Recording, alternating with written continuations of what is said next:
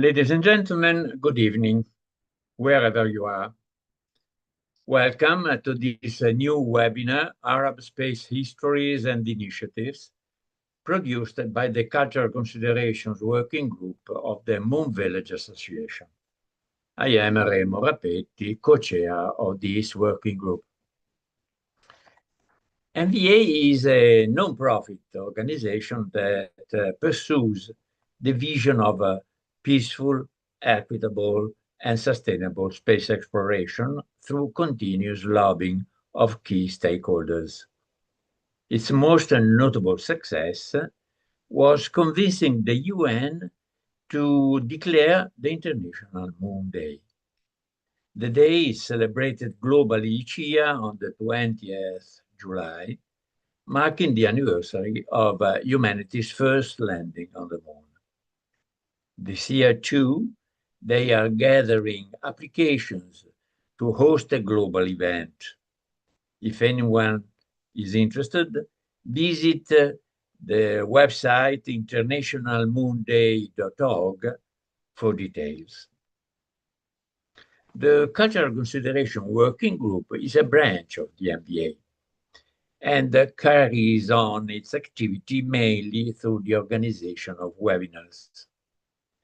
In the previous 5 years, we have addressed cultural issues of great importance, from the preservation of human heritage on the moon to space tourism, from life in microgravity to space architecture and design, from music and literature inspired by the moon to the possible human attitude towards a deep space. This year, we have decided to focus on the possible contribution that non-spacefaring countries can give to space exploration. In January, we have investigated the African culture. This time, last month, we chose to inquire about Mexican and at large South American culture. This time, we are going to focus on Arab development. We are going to focus on Arab and especially Jordanian culture. The importance of Arab culture in the development of a Renaissance and Western culture is well known. But can today's Arab culture be equally decisive in the development of the future culture of the space era? To discuss this topic, we have invited two Jordanian scholars who have achieved ample reputation in the field. The first is Hannah Sabat, who holds a PhD in high-energy astrophysics from the University of Paul Sabatier in Toulouse, France, and is now Director of Scientific Affairs and Training at the Regional Center for Space, Science and Technology Education for Western Asia in Amman. He is also highly involved in the popularization of astronomy and space science in Jordan and the Arab world through public lectures, articles, and TV interviews. The second is Saba El Shawa, founder of the Jordan Space Research Initiative, which aims to bridge sustainability with space exploration through analog research and capacity building in Jordan, as well as the Palestine Space Institute, a think tank dedicated to decoupling space from the military-industrial complex and advancing social and environmental justice. She is the first Jordanian and the first female Palestinian analog astronaut, and she led the organization of the first Jordanian analog mission through JSRI in 2024.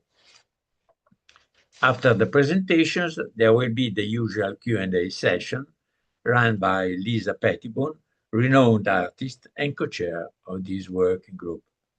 The attendees can ask questions by writing through the chat button. And now let's go to the presentation. Hannah Sabat will talk about space science in the Arab world, in pursuit of a dream. Hannah, the floor is yours. Thank you, Remo. Thanks for inviting me to this important event. I'm going to share my slides, first of all.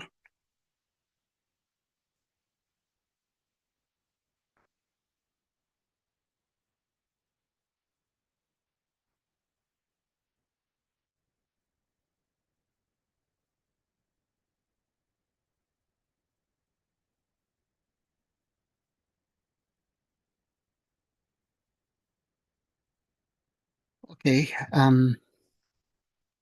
Of course, space science in the Arab world is a big challenge. But the challenge for me personally at this time is to expose these ideas in just 20 to 30 minutes. So, in any case, I'm going just to have a look back at ancient astronomy in the region, just one slide actually. Since modern Arab nations, or those Arabic speaking nations, because we are not just talking about ethnic Arabs, I mean, all nations or countries who adopt the Arabic language as their official language are considered as part of the Arab world. So they are the descendants of some great ancient civilizations, such as ancient Egypt, Mesopotamia, and the Levant. And at that period of time, astronomy has thrived and played a very important role in daily life due to the development of calendars that organizes our civil society, our civil work, the seasons for agriculture, navigation, and of course, astrology at that time was part of astronomy. They were one and the same thing, although we know that astrology is no longer a science. So I'm not going to talk about this anymore, but just to remind you that astronomy, ancient astronomy, was born in this region of the world. And of course, I'm not going to go through history in the Greek time, in the Greek epoch, the Roman, until the medieval Arab Islamic astronomy. Also, there were some prominent astronomers who flourished during the Islamic Golden Age, let's say between the 8th century to the 13th centuries. We have many big names such as Al-Khwarizmi, Al-Battani, Ibn al-Haytham, Al-Bayruni, Ibn al-Shatir, etc., who made great advancements in astronomical observations, in mathematical methods and calculations, and even in the theoretical understanding of the cosmos. Although most of them they kept the Aristotelian model, which is based on the geocentric model. In any case, that's also not our issue here, but just also to remind you that astronomy even flourished in our region even in medieval times. So, astronomy and space science are not new to the Arab region. But in modern times, I mean, after around maybe 400 to 500 years of the Ottoman Empire, and then the more contemporary, let's say, uh, uh, when the Arab world or the Eastern countries, Eastern Mediterranean, were under the mandate of France and Britain and so forth. So after that, after the independence of these new states, they found a lot of problems in developing astronomy and space science. So if I take a look at Egypt, why I started with Egypt? Because it's one of the most developed countries with regard to astronomy and space science in the Arab world. So we know that, for instance, they had a very ancient, uh, let's say, observatory. It was established in 1839. It's called the Halwan Observatory, and now it's no longer used now. We have there the National Research Institute of Astronomy and Geophysics, NREAG, who conducts astronomical research, geophysical research, and more than this, other things related to geophysics. Now we have also the Kotamia Astronomical Observatory, which is located near Cairo, which houses one of the largest optical telescopes in the Arab world, around 190 centimeters in diameter. And it's a twin telescope to one of Africa's telescopes. Currently, it used to be South Africa's largest telescopes, but now it's no longer that. Now it's used in astronomical research, astrophysical research, and planetary observation. In regards to space science, we have the Egyptian Space Agency, which was recently founded, actually in 2018, with the main purpose its main purpose is to manage Egypt's space program, including satellite development and international cooperation. It's based in the new administrative capital, and we have some space missions already there. They're like the EgyptSat series, EgyptSat 1, EgyptSat 2, and EgyptSat A. And of course, education, they give a big regard to education. They offer actually not just courses, but the BSc degree, the master's degree, and the PhDs also in the fields of astronomy, astrophysics, and space science, including remote sensing and applications. So I'm not going to talk a lot more about Egypt because it deserves a lecture on its own.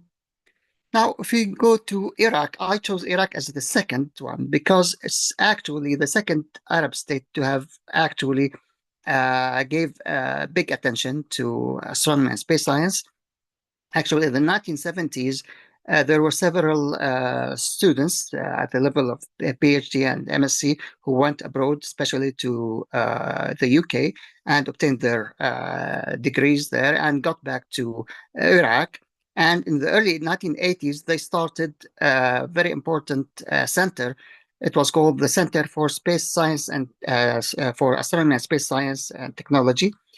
And unfortunately, due to the wars and all the things that had devastated Iraq, they have lost a lot of these assets, including the telescopes they had. And actually, the first Arab states, and probably the only Arab state to have actually launched let's say, a first stage one rocket, the first stage rocket that was capable of putting a satellite into orbit was Iraq. That was back in December 1989, and it was called Al Abid. And of course, it had a long war with Iran, and then it had the invasion of Kuwait and all the consequences that happened afterwards, the Gulf War in 1991, etc. So it lost its space center and all the things related to it, including the radio telescope. They had a big radio telescope and two optical telescopes. So I think what they have now at this stage is only education. So they give courses in astronomy and space science at the University of Baghdad, at the University of Mosul, and at the University of Basra. There is a burgeoning telescope. It's called the Iraqi National Astronomical Observatory. So also the Iraqi space program and astronomy program deserve, I think, a presentation of its own. And maybe I'm not the best person to speak about it. There are some colleagues who know better than I. Now, if we take a look at the Morocco, Algeria, Tunisia, and Libya, and Maghreb, what we call the Maghreb, the Arabic Maghreb, of course, they have burgeoning space programs. I'm speaking specifically about Algeria, Tunisia, and Morocco. And of course, Libya, they have interest in remote sensing. That's why they have space programs, because they are interested mostly in remote sensing. But Morocco, we can say that Morocco is the most advanced in astrophysics. They have not just at the level of education, but also at the level of research. They have what they call Okimedan Observatory, Morocco, and it has contributed greatly to the advancement of astrophysics by many discoveries especially related to exoplanets and so forth. As for the Gulf states, including Kuwait, the Kingdom of Saudi Arabia, United Arab Emirates, Qatar, Bahrain, and Oman, and Yemen as well, well, they are more interested in space applications and space programs than in astrophysics, although they have some programs. But from my point of view, when UAE decided around 10 years ago to go into space and established the UAE Space Agency, of course, one of the first outcomes of this decision was the Emirates Mars mission, or the Hope spacecraft, Al Amal. We call Al Amal in Arabic, which means the hope, and which successfully has reached its target and it's orbiting Mars as of 2021. There's also a Saudi Space Agency and a Bahrain Space Agency and a Kuwait Space Agency. Most of them, they launch satellites. Of course, when I say launch, that means manufacturing with the help of some, outside, let's say, well-experienced countries in the field. But the launch is always using foreign launchers, not Arab launchers. We don't have currently launch pads in the Arab world, although there's a project now in Oman, by the way, a sort of new spaceport, which is connected to the UK. So that's in general. Of course, I'm going to focus more on Jordan, not because I'm Jordanian, but because Jordan had always this Arab vision, as we shall see. Now, before 1987, astronomy was very weak. It consisted of just a few publications here and there about astronomy, especially for amateurs, until 1987, when there was a big conference about Sufi, who was a very important figure in ancient astronomy. And as of that, many amateurs and those interested in astronomy gathered, and they considered establishing a new society or association for astronomy in Jordan, which happened in 1987. So I think that the 1987, I consider it as the Big Bang of astronomy in Jordan. By the way, please, if I have only a few minutes left or 5 minutes left, please just alert me. Of course, we have many institutions related to astronomy. If we take a big look at it, we have the Jordanian Astronomical Society. We have then the Institute of Astronomy and Space Science, which has also established as a recommendation by the Jordanian Astronomical Society.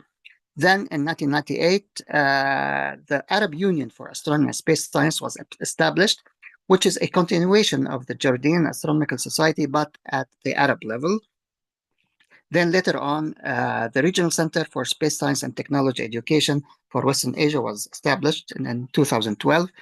And it is a UN-affiliated center, and its main goal is education in around 4 to 5 fields of space science and technology and its applications, such as remote sensing, GIS, satellite communications, satellite meteorology and global climate, global navigation satellite systems, and so forth. Now, at the education level, we have planetarium at the Higher Cultural Center. We have also the Aqaba Astronomical Society, which is a smaller one, smaller than the Jordanian Astronomical Society. We have also a modern observatory called the Omar Akkad Observatory at the King's Academy, which is a big school, actually. They have a 50-centimeter telescope that we are trying to use for astrophysical research. And we have many courses offered at the universities. Astronomy is offered at various levels and school curricula, but still it's not enough, I think. We had also launched one CubeSat. It's called JY1Sat, which unfortunately was not continued. I mean, we hoped to launch other CubeSats afterwards, but it was not really continued. We have some special initiatives, private initiatives I'm going to talk about a little bit. So going quickly, this is one of the historical pictures of the establishment of the JAS, Jordanian Astronomical Society, back in 1987. Well, the main objectives was to assemble amateur astronomers in Jordan and the Arab world. As you can see, we had always this vision of the Arab world. And in order to develop their astronomical hobby through the exchange of astronomical data, information, articles, and so forth, and providing the amateurs with what they need of equipment, periodicals, books, and so forth. Now, I'm not going to go a lot at the JAS. It's a big part of a chunk of the presentation, but popularization of astronomy and space science was one of its main goals through lectures, public lectures, through observations, night observations, etc. And of course, one of the main goals, which is unique to an amateur astronomy, was to transfer astronomy in Jordan and the Arab world from amateurism to professionalism and from individual initiatives to institutional frames. That was really the vision of those who started this society. As a result, the first Arab conference ever to have ever been convened was back in 1992, thanks to the efforts of this society, which gathered persons interested in this field from all over the Arab world. Before that, nobody knew the other. And of course, this finally gave the idea of establishing the Arab Union for Astronomy and Space Science. Now, these are some pictures of some activities. I'm not going to talk about them due to the lack of time. As you can see, you can find elderly people, you can find children, you can find all persons, I mean, persons of all levels of society. Here we have this 1996 visit by astronaut Neil Armstrong and other astronauts such as Jeffrey Hoffman, as you can see here, and Robert Williams. At that time, he was the head of the IAU. Of course, we established many astronomy clubs at the universities and at schools. Of course, we participated also in the 2009 IYA, International Year of Astronomy. Well, and one of the important projects we have is the observation camp in Al Hamza, Hamza Astronomical Environmental Camping, as you can see here, where more than 400 camps were organized so far, either for training purposes or to observe important events like the transit of Venus, or let's say some comets, the Perseids meteors, and so forth. Here we have the caravans, we have the kitchen, we use photovoltaic cells to produce electricity. And now we have finally been connected directly to the network, the power network. I'm going to show you one. This is one of the most important campings ever. The first international astronomical camp for observing Leonis meteor storm.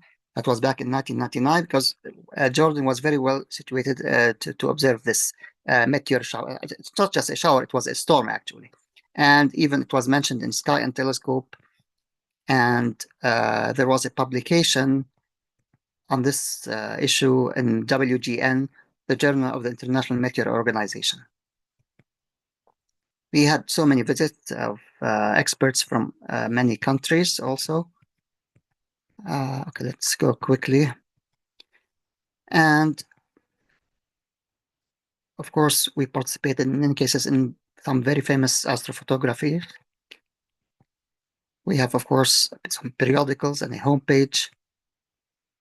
And these are some of the conferences held at various times. Nowadays, we are interested also in what we call the Jordanian Olympiads on Astronomy and Space Science. For instance, that was the announcement of an online session to train students and also teachers about this Olympiad. Here, it was the last session of the second Olympiad. It's actually called the fifth Olympiad, because in the first three Olympiads, there was no astronomy and space science. As of the fourth Olympiad, we started astronomy and space science. This was before getting, we are holding the questions inside these envelopes. And of course, in this last one, in the fifth Olympiad, around 1,400 students sat for the first stage of this Olympiad. And finally, 49 just succeeded in the last stage. And we are just preparing them to participate in some international Olympiads. So that's in general about the JAS. As for the Arab Union for Astronomy and Space Science, as I said, it was established in 1998 due to the efforts of the JAS and some other partners from the Arab world in Syria and Iraq and Egypt and Saudi Arabia and so forth. And the Arab Union, so its main headquarters is in Amman, as I said. It's a non-profit organization and is considered a specialized authority in the Arab world in the fields of space, astronomy, and the atmospheric sciences, and all other related fields. So you may consider that the AWAS is the extension of JAS, but at the Arab level, and we are trying to spread the culture of astronomy and space science and encourage universities and governments to adopt these specialties. In 1994, the Institute of Astronomy and Space Science was established.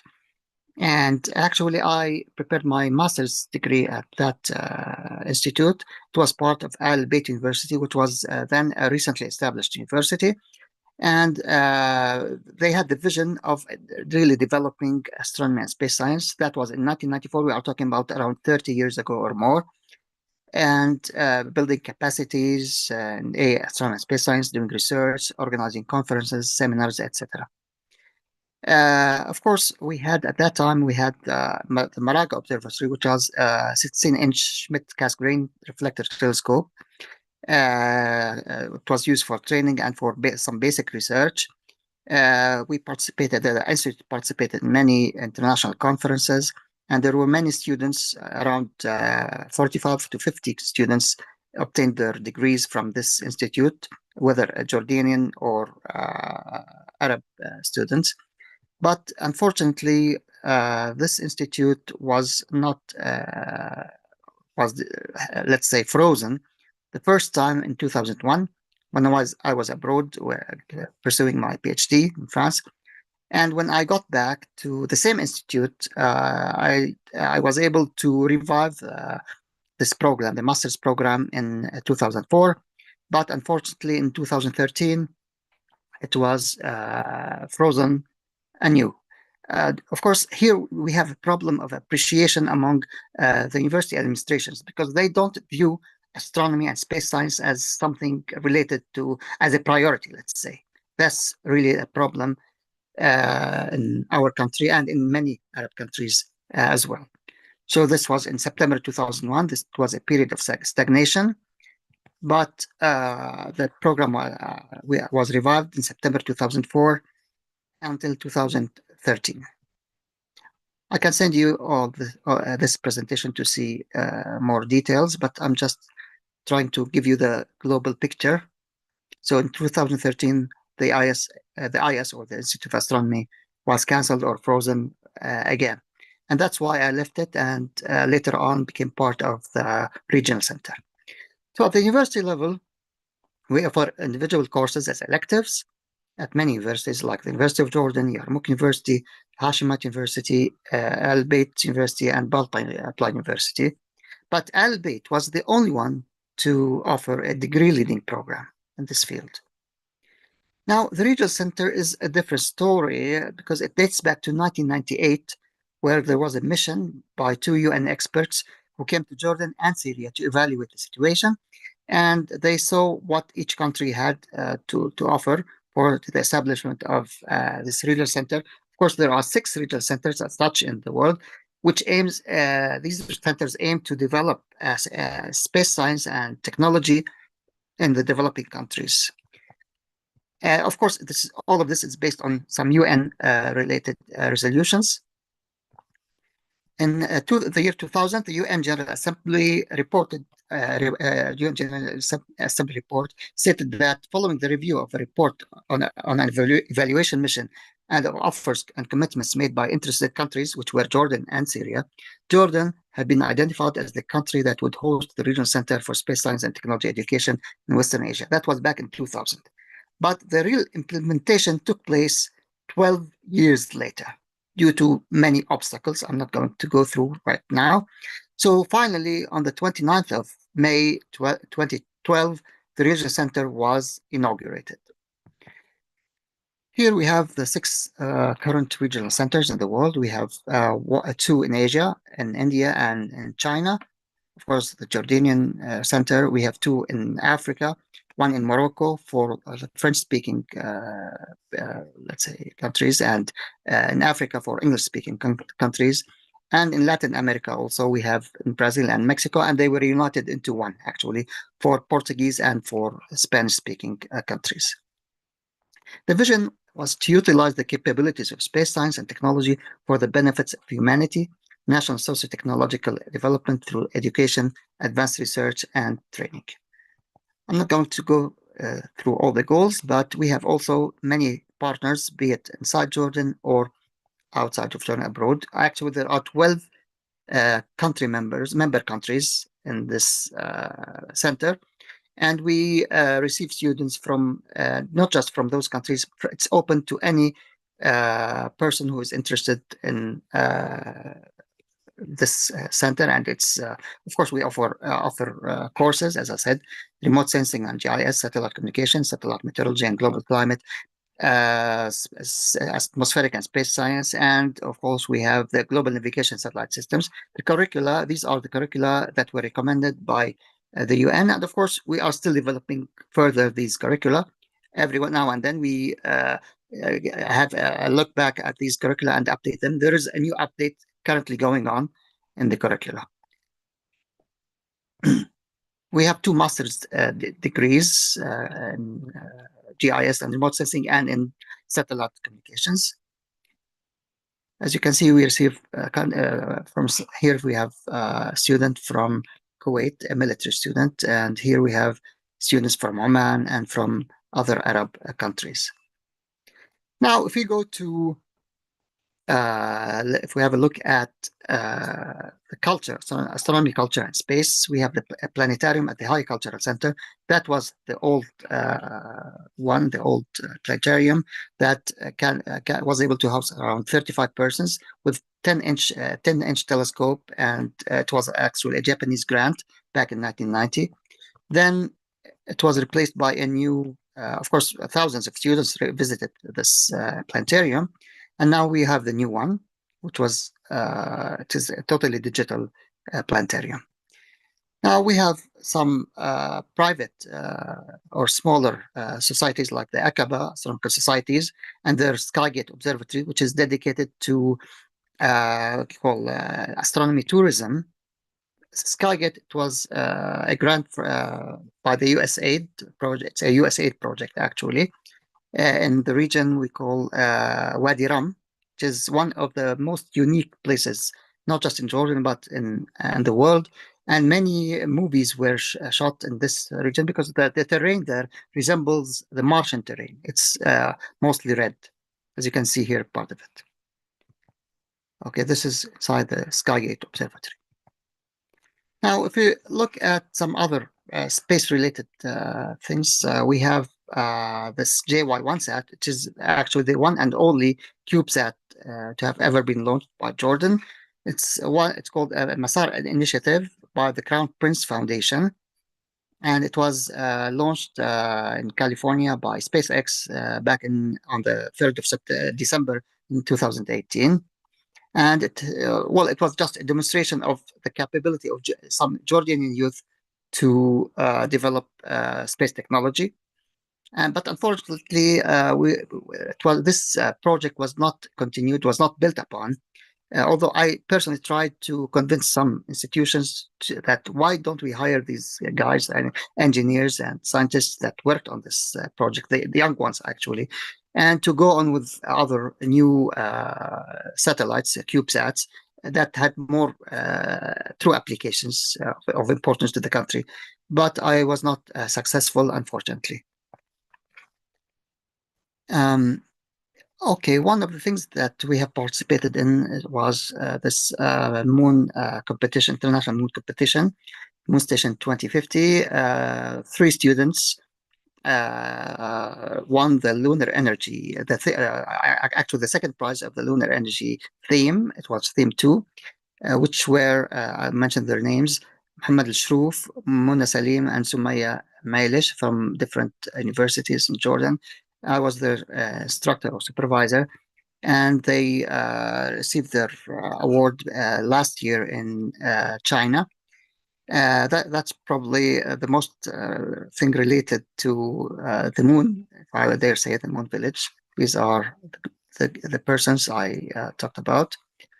And we go on. As for other initiatives, we have rather personal initiatives related to space science and space research. Of course, you have JESRI, Jordan Space Research Initiative. Of course, Sahba is going to talk about it, not myself.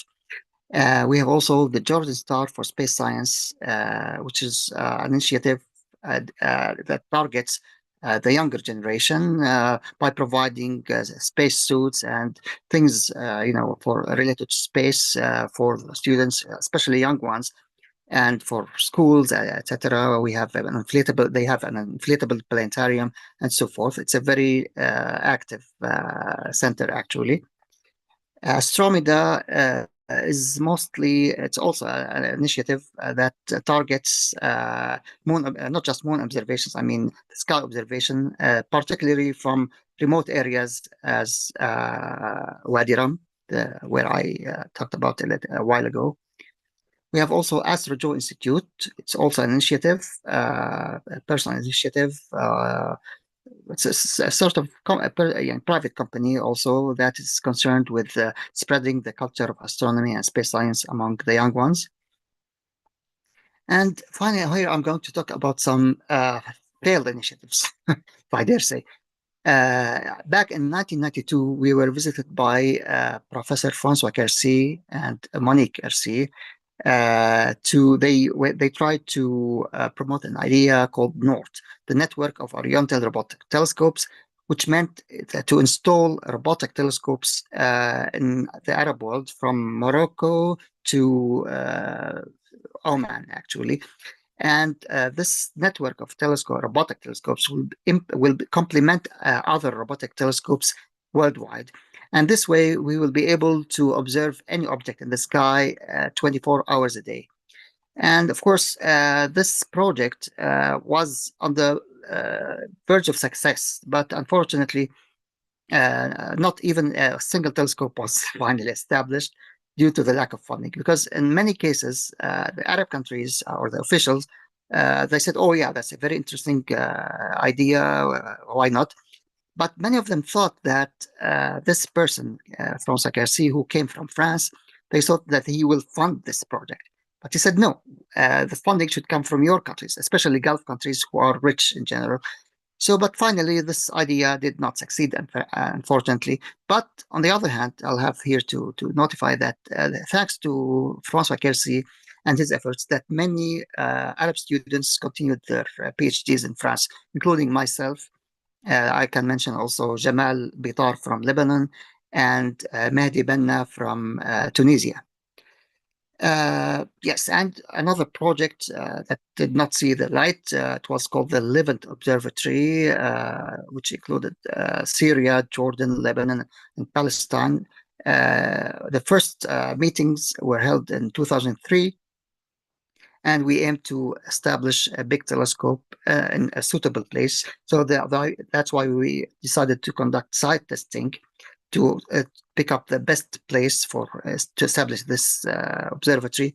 But due to some, let's say, political instabilities and many countries suffered from wars, and the rest of the story, this idea or project was abandoned finally. But it can be revived once more, anyhow. So to sum up, what we have as challenges, I may sum them up as follows. We have a lack of state support, whether be it financial support or, let's say, cultural support. I mean, it's not appreciated still by officially by most Arab states.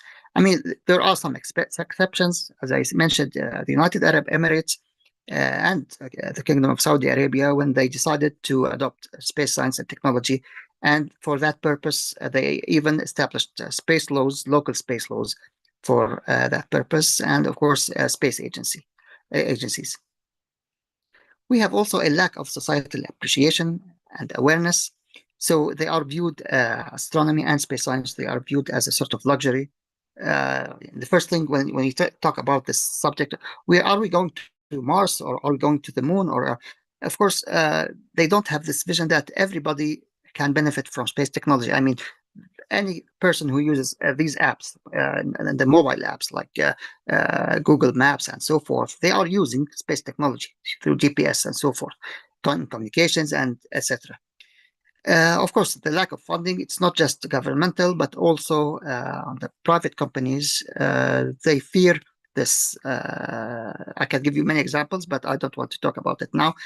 there isn't a real appreciation of space science and technology, and of course, one of the most important factors here is the political and economic instabilities in the region. As you can see, especially in the last 25 years in our region, we haven't seen much stability politically and economically, and there are so many wars waged all over the place.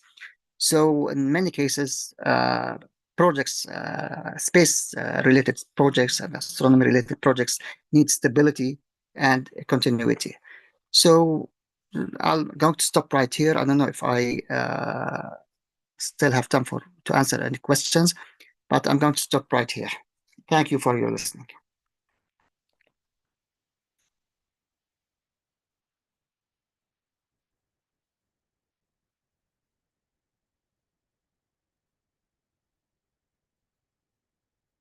I can't hear you.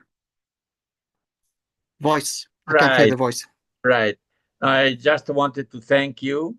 It was a um mind-opening presentation, and you gave us a Thank you. lot of information. Thank you. Thank It's my you. pleasure. It's my pleasure. And now Saba El Shawa, she will talk about Auna under a shared moon, justice and community in the work of the Palestine Space Institute and Jordan Space Research Initiative. The floor is yours, Anna. Saba. Can you see my screen? Yes. Perfect. So, hi everyone. My name is Sahba. I'm a Palestinian Jordanian space and sustainability researcher. I do a lot of work with space NGOs like the Moon Village Association. I've been involved in for a few years and doing my PhD in space and sustainability. Today I'm here to talk about the Jordan Space Research Initiative and the Palestine Space Institute, which are two grassroots initiatives that I founded. So the title of the talk was Zauna Under a Shared Moon. So first I want to explain what is Zauna. This is a Palestinian ethic of mutual aid, reciprocity, and collective responsibility. So typically in the Palestinian culture, as you can see in the artist depiction on the right, this is mostly centered around environmental and human connection through the form of olive cultivation in Palestine, which is a huge part of the culture. But it's also something that shows up in other parts of our lives because it's a relational practice rooted in everyday acts of care within communities, and especially in Palestine, living in conditions of dispossession and occupation. So this is the ethical foundation that I wanted to introduce as a basis for this talk because it offers us a way to rethink systems that can prioritize solidarity over individualism and also our collective well-being instead of domination or extraction. And why this matters in space is space exploration as a whole in the space industry. It's not just a technological and a scientific frontier. So it is something, it's a global effort that is actually shaped by the values and the systems that we decide to carry forward into space exploration. And unfortunately, the dominant space paradigm today is still grounded in colonial, competitive, and militarized logics. And we see this very clearly in how even our plans to go to the moon are unfolding, where there are these two camps of the Artemis Accords versus the ILRS with China and Russia. And for countries that aren't spacefaring, they're almost forced to choose a side instead of thinking of how we are going to the moon together as humanity. And so Auna here proposes an alternative where we can think about our relationship to space in terms of care, responsibility, and justice. And to think of space not just as this is a blank canvas for conquest or a frontier, but it's a shared realm where all of our actions can reflect the kind of future that we want to build together. So this is especially important when you take into account the context of colonialism and militarism, both on Earth and being carried forward into space. and particularly colonial ideologies like Manifest Destiny and Zionism, which perpetuate the terra nullius myth or the land of no one. They undermine indigenous connection to the land on earth, but they're also being put forward as kind of the mentality to conquer space, saying, things like, oh, there's no indigenous people on the moon, so how can it be colonial? But coloniality is not just about dispossession of indigenous peoples, it's also the ideology in how we explore and how we build our future. And here on Earth, these kinds of ideologies are used to justify extraction and exploitation, especially as it relates to nature and indigenous populations here. So if we think of a Palestinian concept like Auna, it's basically the answer to this problem that we have, because it can emphasize that we have to approach it from a place of communal, environmental, and global solidarity.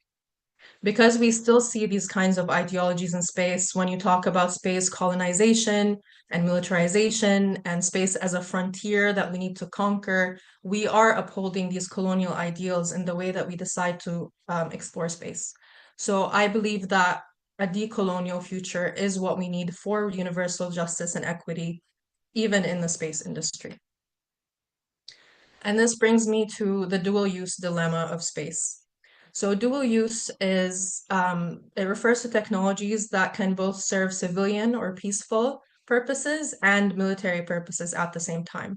And this is especially fundamental in the space sector because it includes everything that we work on, the satellites, the data systems, the hardware, for launching, but also to operate space missions. They're used for surveillance, for targeting, for warfare on Earth. So these are the same tools that we're developing to support space exploration, but actually they are weaponized in the service of violence and control. And actually, a lot of them are developed for that violence and control, because the military still funds a lot of space exploration today. And we see this play out very clearly because there's a lot of injustice that comes from this in the space industry. Because of these ties to militarism, most of the companies, the leading companies that we work with, which are in fact space and defense companies, they're also supplying weapons and surveillance systems to violent regimes on Earth. And you can see on the right here, this is the stock prices of space and defense companies that started to rise as early as October 13th, 2023. So just a week into the genocidal attacks on Gaza, all of these companies were already benefiting economically, and they continue to benefit today. And so these injustices, they're not side effects that we have to deal with. They are foundational. So we need to address them, not just from policy change or the way we approach the technology. We need a fundamental cultural and ethical shift. And so I advocate for reframing dual use. So rather than accepting that this is just the way things are, militarized dual use is inevitable in space exploration, we can intentionally reframe it towards dual use for sustainability. So ensuring that space technologies actually serve life on Earth. So we talk often in the space industry about spin-off technologies, for example, but these kinds of applications are marginal as compared to the military applications that actually drive this industry forward. And so we need to reframe it. This is a political and ethical commitment that we need to take so that we can actually ensure that space is for the benefit of all humankind, as we often say, instead of it being used to deepen inequality and reinforce violence on Earth. And so in response to these conditions that I presented, I founded the Jordan Space Research Initiative, or GISTI, and PSI, the Palestine Space Institute. And I think of them as representing two sides of the same coin, of the same vision. So GISTI focuses on essentially dual use towards sustainability. So how can we use space research for sustainability, for education, for equitable applications of space R&D? Whereas PSI is focused on dual use away from warfare, away from militarization. So we're really aiming to confront what are these structural harms that space militarization causes, and how can we promote ethical and decolonial approaches to space policy and space applications. And both of these are rooted in the ethic of Auna because they emphasize on access, care, and resistance. So I'll start by talking about the Jordan Space Research Initiative, or JSRI. So it's the reason I say JSRI and not JSRI is because JSRI is actually an Arabic word. That's the word that you see in our logo there. And JSRI means my bridge in Arabic. And the reason I founded JSRI was for it to be a bridge for Jordanians to get involved in space, but also at the same time to bridge space with sustainability. Because for countries like Jordan, as we saw through Dr. Hanna's presentation, it's very difficult to gain public support and institutional support for space exploration when people on Earth are already facing so many problems that they don't really see the point of space exploration. They don't understand that it could have benefits for them as well. So part of what we're trying to do is also provide educational opportunities and engage more with the general public to show these links and to foster this kind of engagement with space. So this is not just relevant to Jordan, it's most communities in the global south. Space is largely inaccessible because of political, economic, regulatory barriers, as Dr. Hanna was mentioning, but also I wanted to explicitly point out that this is in large part because of the dual use paradigm, because there are export controls and limitations on who can participate in the space industry based on the fact that it's a militarized industry. So when you talk about regulations like ITAR, for example, in the US, these are directly tied to the fact that space is seen as this military industry. So they keep a lot of people out based on largely Orientalist perceptions of the global South and of Arabs in particular. And so JISTI was created as a response to this exclusion, which I also faced myself until I moved to a country in the global north in Canada. When I was able to start getting involved in the space industry, I really didn't have those opportunities when I was in Jordan. And so I didn't want people in my community to be facing these same barriers.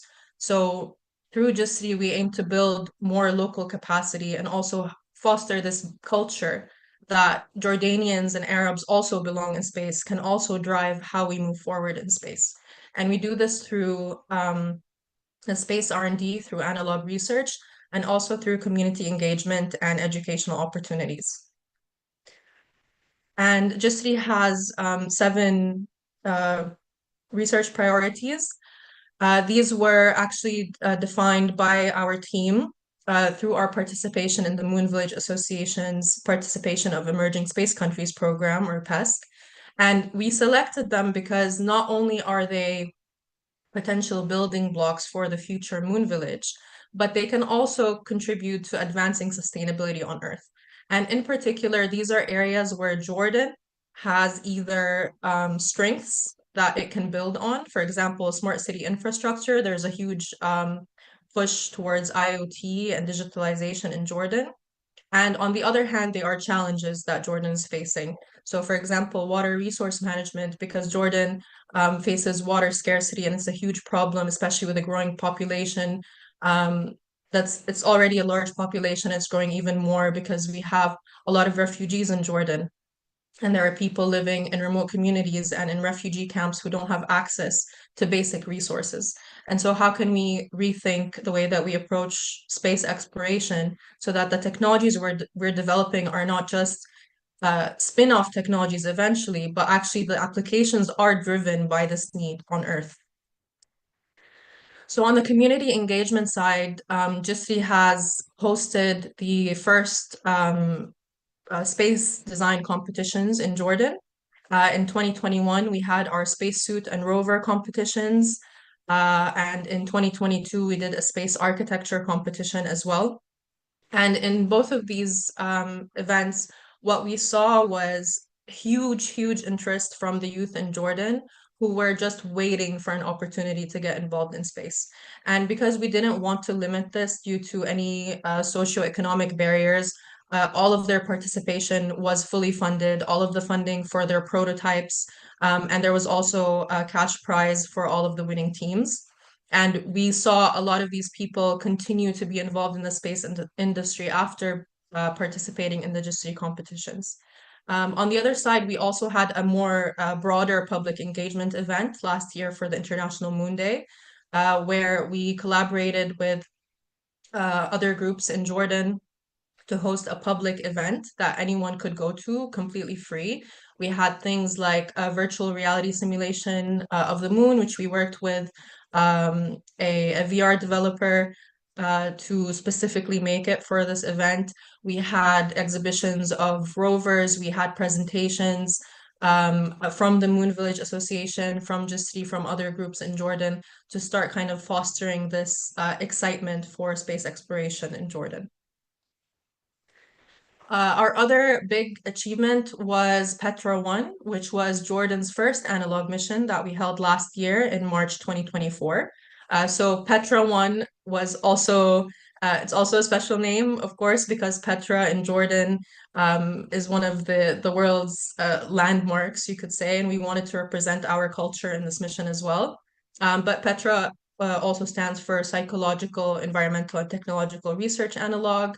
And it was a proof of concept for analog missions in Jordan. We had an all-female crew, myself and 2 international researchers. And this was basically the first step towards doing more analog missions in Jordan. This was held in Wadi Rum, which is also known as the Valley of the Moon. And as previously stated, it's very well known for its similarities to the Martian landscape. But it's known as the Valley of the Moon because in general, it has a very extraterrestrial vibe, you could say, even to the locals. And so part of what we did was really focus on interdisciplinary research, so trying to link how these analogs can apply to Earth-based challenges, so psychological resilience, environmental meditation, the use of VR, we had plant experiments, etc. And this was set up to essentially show that analog research can be rigorous and based in space R&D, but also rooted in our community needs and our well-being. And so this was a historic milestone that for the first time in Jordan, we were able to achieve something on this scale. And it's a step towards establishing Jordan as a space R&D hub. I wanted to play this short 1-minute video to give you an overview of our mission.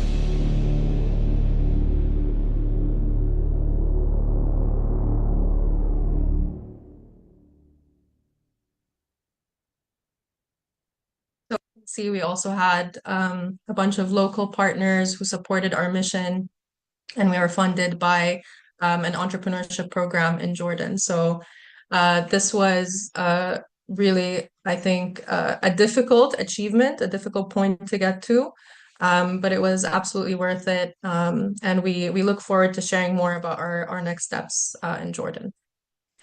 With that, I shift over to the Palestine Space Institute, which I founded more recently in November 2023 as a direct response to the genocide in Gaza and to the censorship, honestly, that I faced in the space industry, talking about Palestinian rights and talking about space ethics.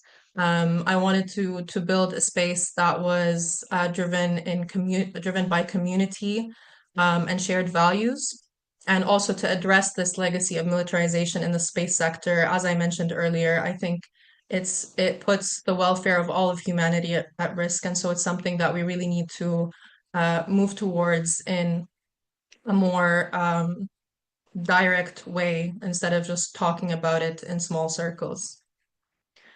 And so PSI's core focus areas, there are 4 of them. The first is decoupling defense and space. So how can we separate military interests from space activities? And again, as I mentioned earlier, redefining this concept of dual use.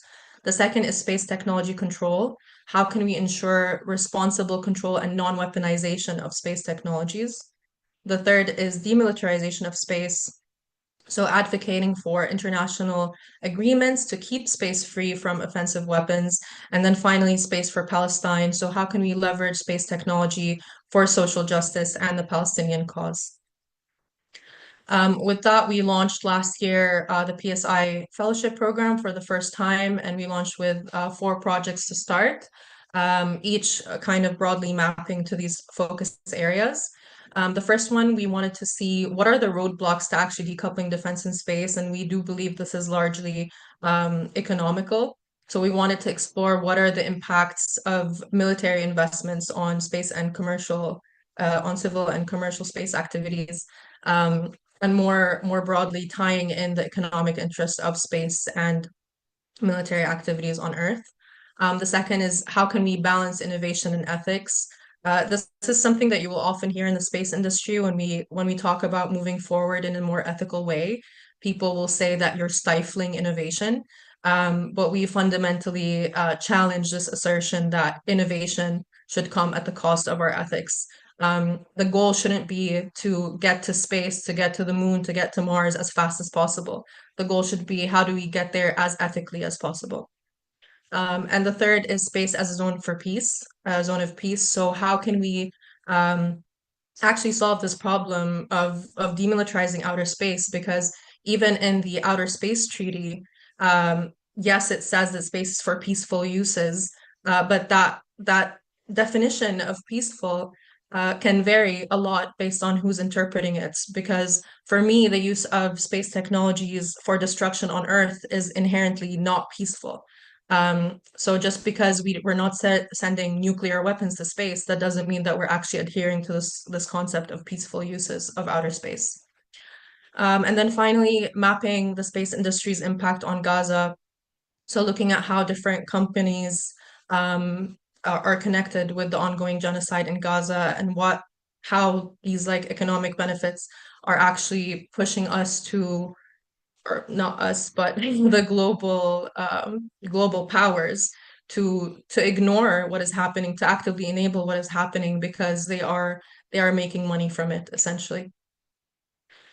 And part of our work in this direction was the Space and Military Industrial Complex database, which we published last year.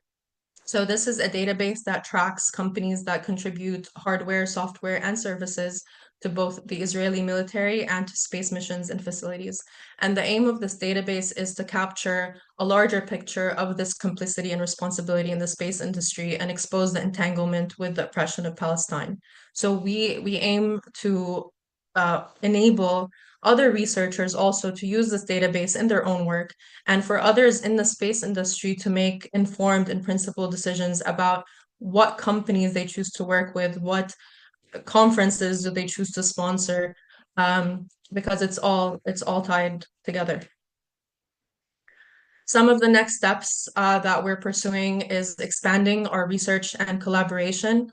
One of the projects that we want to work on this year is how can we use Earth observation, satellite data to study the impacts of the Gaza genocide. You can see on the right here some of the early images that became publicly available through Planet Labs and through news organizations.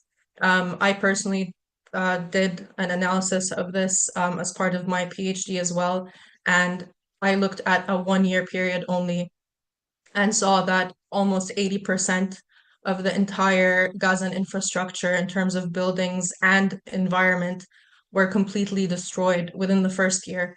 And now we are over a year and a half into this genocide, and it's only getting worse. And so our hope is that this kind of analysis can also contribute to legal accountability in terms of documenting and witnessing what is happening in Gaza when so many journalists on the ground are being killed and we are not getting the truth, the information about what's happening.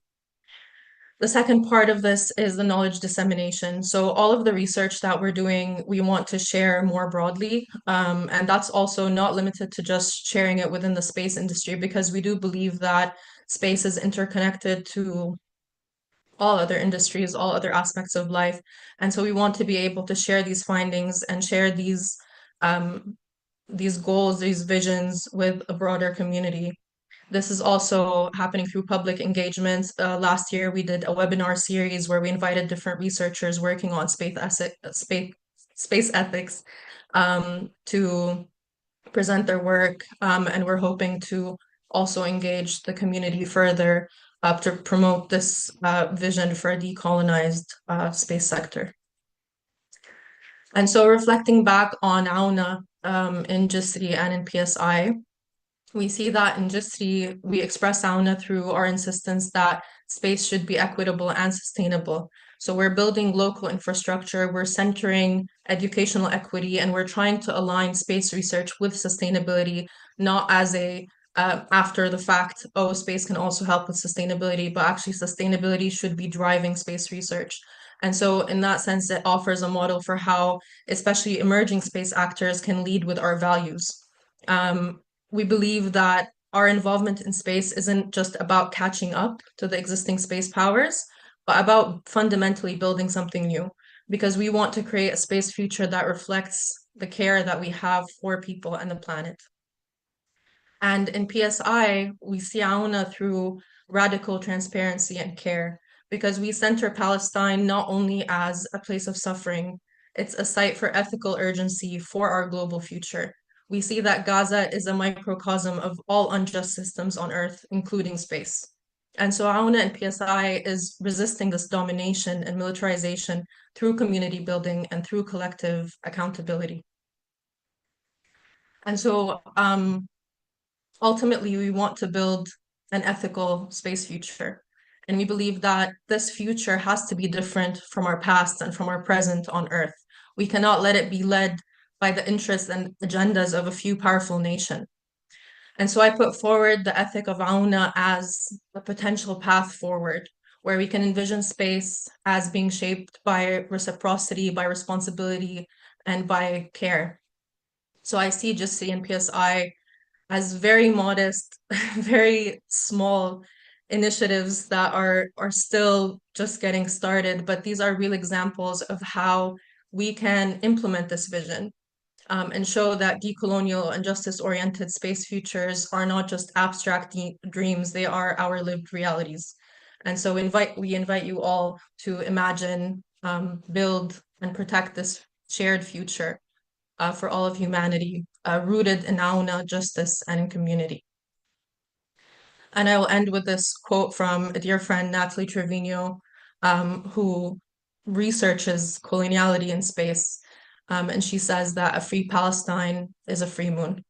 And this image from a Palestinian filmmaker, Larissa Sansour, which I really encourage you to watch this very short film, which really leaves you with the message of envisioning a different future of space and envisioning a different future on the moon as well. Thank you for listening, and yeah, you can check out our pages on our websites. We're also on social media if you can connect with us there. Thank you. Thank you, Saba. I like very much your concept of AUNA, and I think that we should really respect this kind of philosophy. And now I think that Lisa can give some comments and maybe check some questions if there are. Okay. Hi. Wow, such a lot to take in there. Both of your presentations had so many different aspects to talk about. I think one of the things that comes to mind is two things that might fight against each other in some ways is, say, Saba, your concern about dual use for the technologies, and then also probably the need in in space science in your region is launch sites and places where you can get into space and develop your own programs. And I wonder if both of you could talk a little bit about that, how the potential might be managed. Is there a good, equitable way of managing an initiative? So you obviously have fantastic environments in order to establish observatories, launch sites, etc. How can that be moved forward in some way? Do you want to start, Hannah? Well, that's a very big question. Thank you. Well, I want just to tell you one thing that I just mentioned quickly the launch of the Iraqi satellite, the Iraqi space rocket, Al back in December 1989. Now, when this missile, it's not a military missile, actually, it was the first stage of a three-stage rocket. It was only the first stage, and the second and third stages were just mock-ups. But it was just a demonstration that we can do it. It was, at that time, no one really cared, apart from very big countries, spacefaring countries, like the United States and the former Soviet Union and so forth. But nobody among the developing countries really cared about launching things into space. So when it was launched, as I said, I think it was the 6th of December, unless I'm mistaken, but I think it was the 6th of December, 1989. And a few days later, the Iraqi TV, the official Iraqi TV, announced that they have a space program and that Al-Abid rocket is just the first stage of this space rocket, and that they are also developing a satellite that would be launched, etc. Now, I don't know how shall I put it, but I have seen this documentary when I was in France about this specific issue. And they mentioned that at that time, the Soviets, of course, they had their monitoring systems of long-range missiles, and so were the Americans. So the Americans thought that the Soviets launched it, and the Soviets thought that the Americans launched it. And finally, they realized it was going to make a crisis, actually, because usually they inform each other that this is only a space mission. So later on, it was decided that Saddam Hussein has crossed the red lines. Now, what has later happened was already prepared, according to this documentary that I saw back maybe in the year 2000. They said that the whole Gulf War scenario, that they trapped Saddam into getting into Kuwait, and you know the rest of the story, was just to get rid of him, because they think that by doing so, he crossed a red line. Now, so therefore, if we want to have this space launcher or spaceport or whatever you want to name it, there has to be some agreement among those countries. So I think Oman, in the case of Oman, this spaceport is attached to the UK, because the UK needs it. You know, spaceports or space launchers need to be not far from the equator. And I think in this case, there is no problem since it is a UK project. But I think to have an independent spaceport in Arab countries, it's not an easy thing. Okay, but in any case, I think this is an advanced step, if you want, because we have first of all to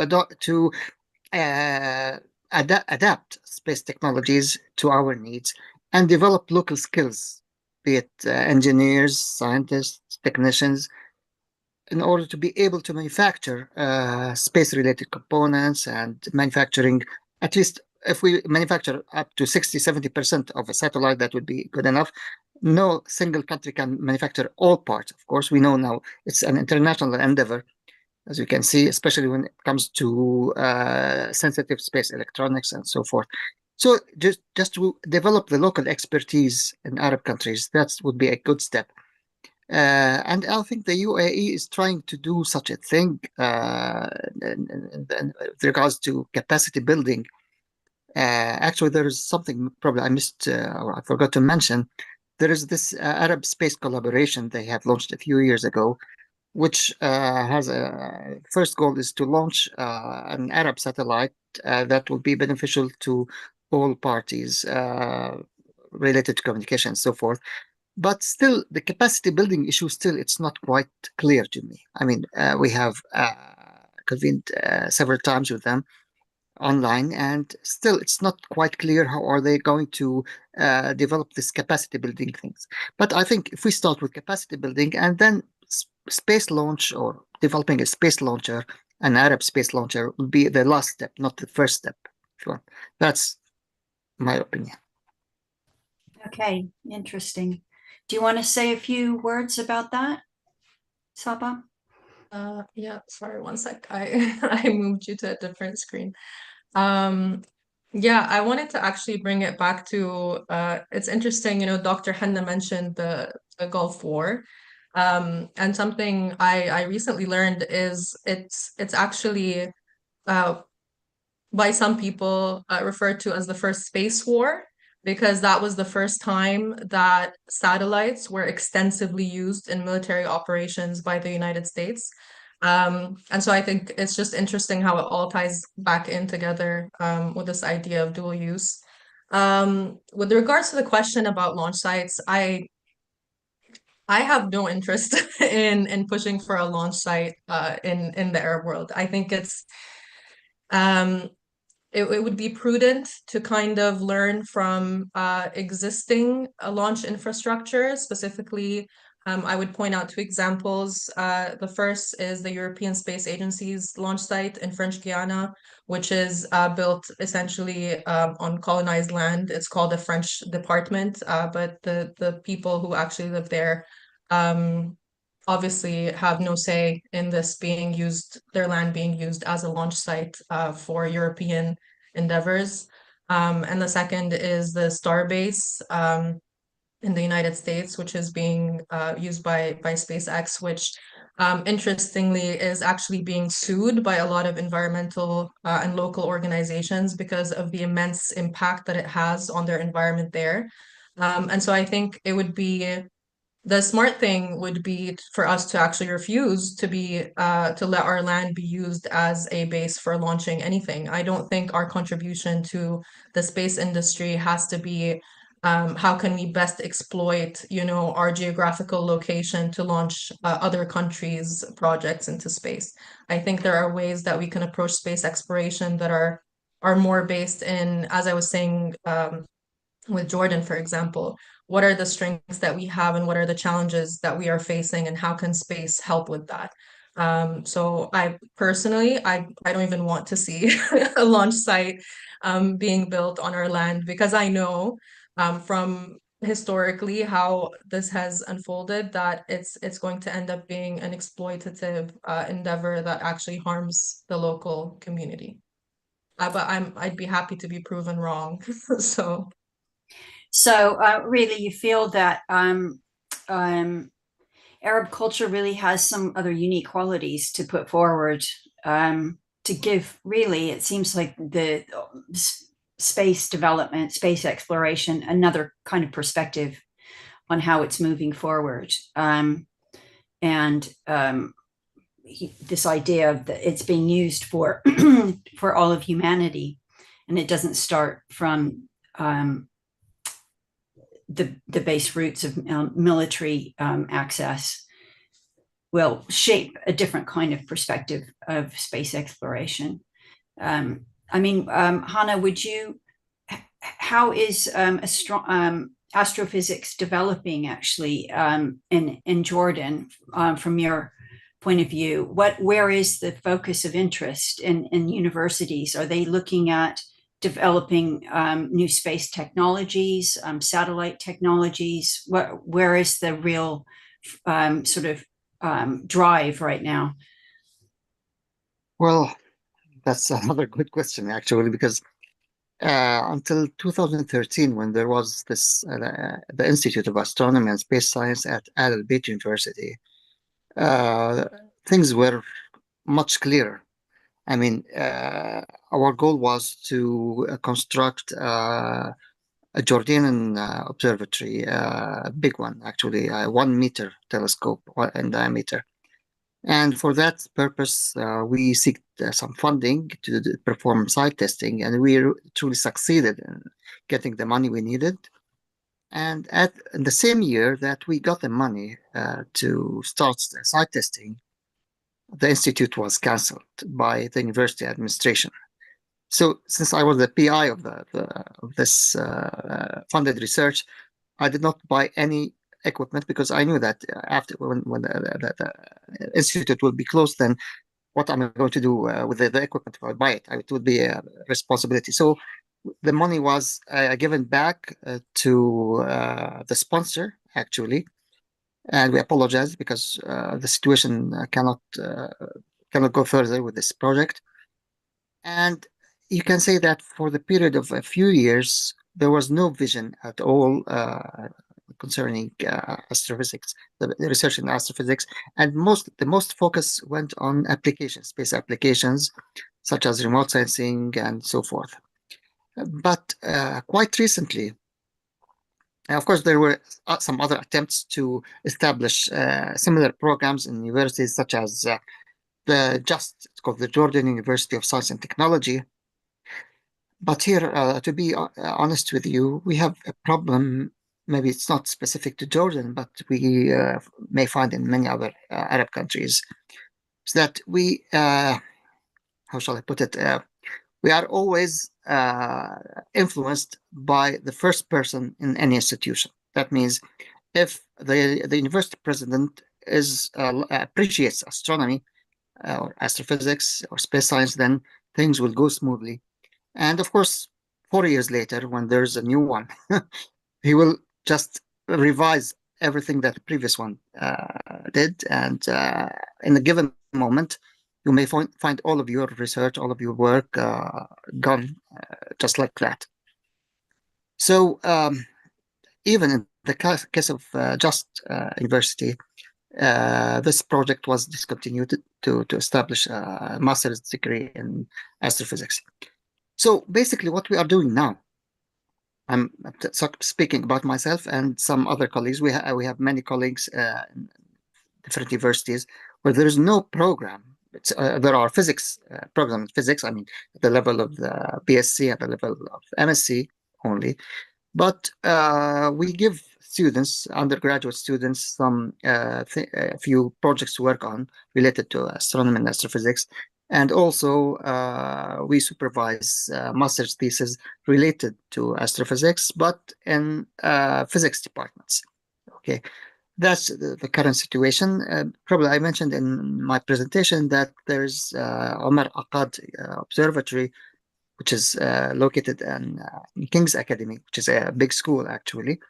And we are trying to convince the administration there to use this facility, which is a very modern telescope, actually, a plane wave 50 centimeter telescope. We are trying to convince the administration there to use it for astrophysical research and education. Now, but quite recently, also in the last 3 years or so, I have witnessed big interest in space science and technology among engineering students, and especially through the IEEE. You know that the IEEE has several sections, in which we have the AESS, which is related to space science, and many AESS sections were established at various Jordanian universities, where students of engineering and other fields they gather together and they either organize lectures, seminars, or training courses, etc., in those fields, which is very good, I think, because there's many of or most of the space-related things are engineering oriented. But of course, there's basic space science, which is the thing we lack actually. In terms of the UN terminology, basic space science includes astrophysics and astronomy and those basic sciences. So I think that the dilemma here is how to convince physics departments maybe to include things related to astrophysics in their curricula. We may find optional courses in astrophysics in many physics departments at various Jordanian universities, but most of the university professors, physics professors, they fear even offering this course because they are not specialists actually.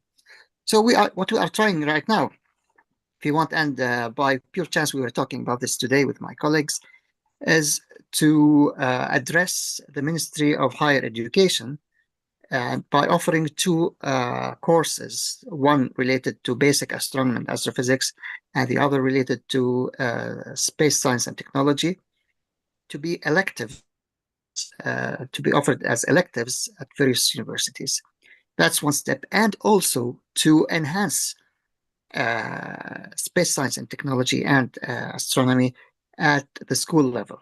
Of course, what we are doing now, I mean, I talked about it a little bit, which is the astronomy Olympiads, is a good step in this direction. But still, we have to include it in the curricula. And also, we today we discussed how to do it correctly, because in this case, we have the Center for Curricular Development, which was established in, I think, in 2018, I guess, in Jordan.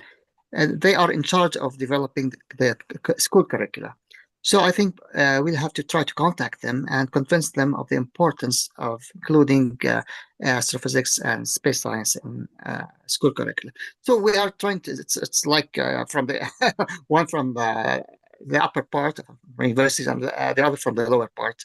And this way we may close the loop. And this way, I mean, the student who had some basic training in these fields at school will appreciate these subjects when he goes to the university and very likely to pursue his higher studies in the field. And of course, these graduates will finally go to the market. And when it comes either to financing such projects, it will be it's not impossible for them to support these projects. By the way, I remember that back in the year 2000, I think it was at one of the IAU. We have just a couple of minutes. Okay, that's it. Okay, I'll stop right here. Thank you. So I want to read this message from Nasra Al-Sahaf. Thank you, Hannah, for your important insights. I agree with you. Thank you. This is Saba. I let me say that your initiatives are really very strong and very daring. I like them very much, and I wish you and your partners full success, because they are really very important, vital for the future of this planet and the future of space exploration, sustainable space exploration. Thank you, Remo. Thank you all.